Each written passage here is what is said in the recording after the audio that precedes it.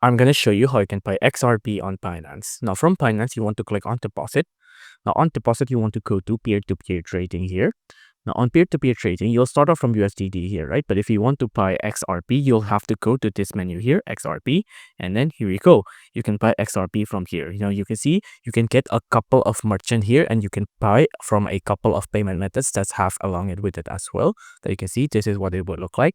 So for example, if I want XRP from here, from King's Exchangers here, right? I want to click on buy XRP just like this, but you do have to verify, right? So you have to verify your account, but you can buy XRP with this. Now I'm going to show you another method here as well. If you click on deposit and then you click on buy with ITR or whatever local currency you have, you can click on whatever amount you want to spend. For example, ITR, I can receive.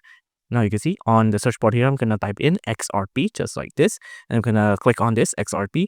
And then here is a more direct method of buying XRP, right? So for example, I want to spend around this much and I'll receive around this X much XRP, right? Again, I'll have to verify my identity. But if you prefer a more direct method, then of course, this buy and selling one is more easier.